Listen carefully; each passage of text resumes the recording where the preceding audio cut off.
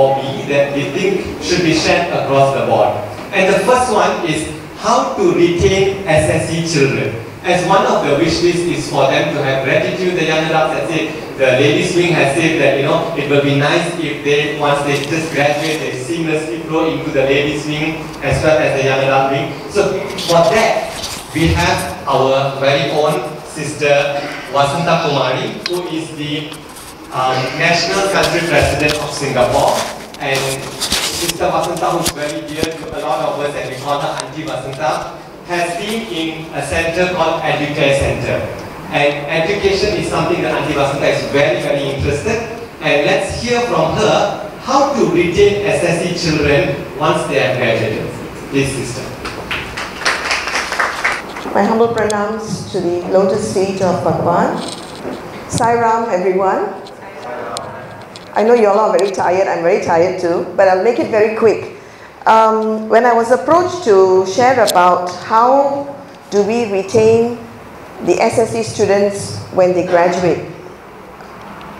They graduate at the age of 18 in Singapore, and it is the most difficult age. In fact, from the age of 14 onwards, it's very difficult to retain their focus in SSE. Many of them, after primary school, they no longer listen to their parents. They make their own decision. And they think that it's not cool to attend SSE classes because it talks about spirituality. So, where I come from, the Educare Centre, SSE starts from the age of 2.5. We have little children, we call them Sai Blossoms. They come for classes. It is not a childcare setup, but they actually come, they sit for meditation, they learn to sing bhajans, and they say the Brahmarpanam and Gayatri Mantra. So it starts from that age. So when they grow and they become teenagers, it becomes a great challenge to keep them focused. So what do we do? Basically, the environment must be conducive for these young people to want to stay on. In terms of a loving environment, non-judgmental environment, being there, for them when they need a listening ear. Because we don't want to be like parents. We don't want them to feel that when they come for class, we are also nagging at them and judging them like their parents do. So we create an environment where they can be open with the gurus and talk about issues that they would like to share.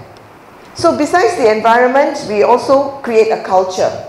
This culture is not just for this group of students. This culture actually cuts across the entire center. It cuts across all the wings. So it is not just a culture created for SSE students. When I say culture, it's like every wing must be open to having young adults participation or teen youth participation. At the age of 15, 16, some people say, what can you do? You can't do very much. So we should not stop them from doing what they would like to do or getting involved in.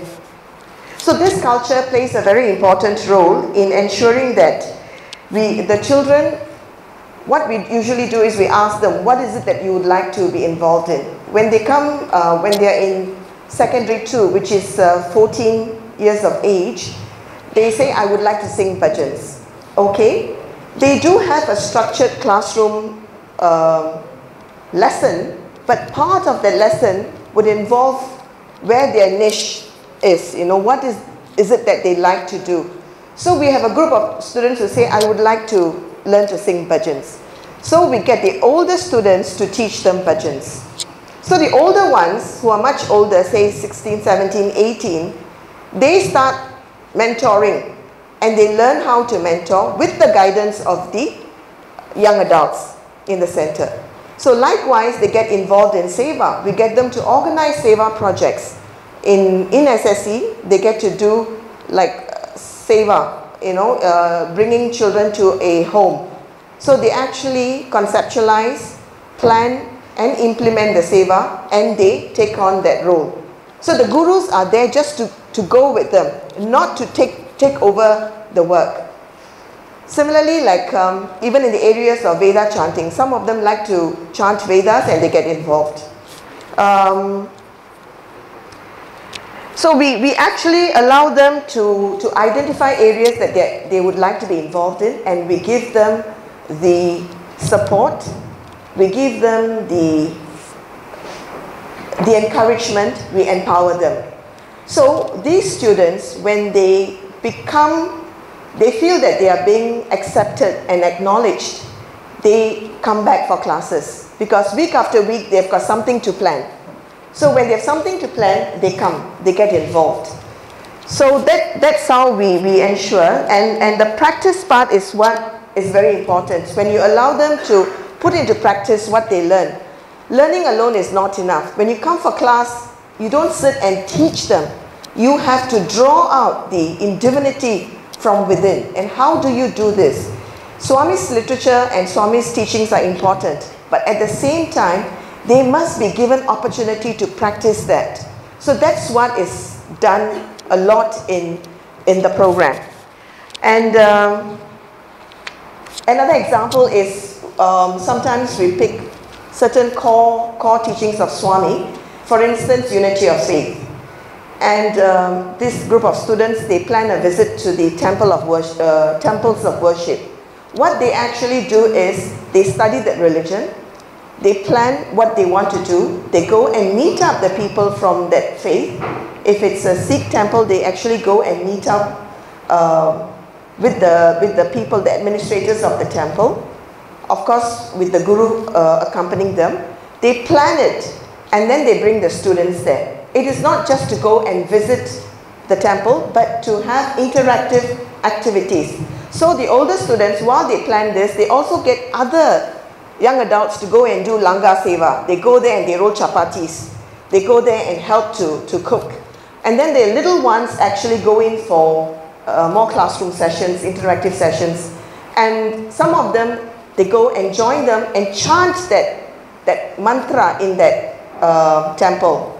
Like for a Sikh temple, we chanted the Ek Onkar. The children chanted, and the Sikhs were very impressed. They said, how come you know these stanzas and our own children are not learning it? So this is how we engage them.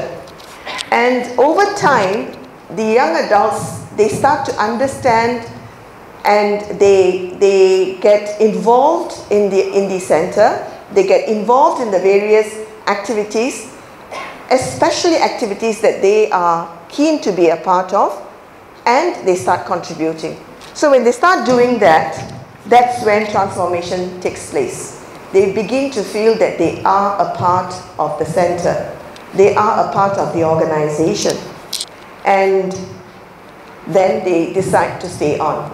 Now, in the younger age group, we have 100 over students. By the time they come to 16, 17, it dwindles. It dwindles to about 15, 20, you know. So out of that, how many do we retain? So in the past, our retention percentage is about 60 to 70%. And they come back. Even those who leave, it's because the boys leave for NS.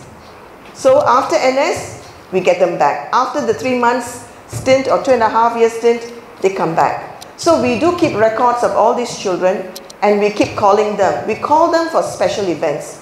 All special events, we reach out to them. Baba's birthday, Aganda Bhajans, you know, all the national events. We get them to come and take on role as volunteers. So this is the way to keep them engaged. I think if you have any more questions, we can talk about it in the next 2 days. This is what's the percentage of it? 60 to 70%. Some years we have had 100%. If like 10 students, we manage to keep all the 10. Some years it's like 50, 60%. So in average, it's about 60 to 70%. What's the total number of SSE class students you have? We have got 180 at the moment. Yes, altogether. And the younger ones are more, you know, about 100 and 112, 120. And the rest are the older students. What Yeah. about the other centers? Hmm? What about the other centers? Singapore, even in the other centers, I think now we are able to reach out to engage. More or less, some of us, we know who are the students who have gone through SSE, so we reach out to them. And through the youth, young adult program, we are tapping on them again. In fact, in the last 5 years, about 40 students, the alumni in a particular center stayed on.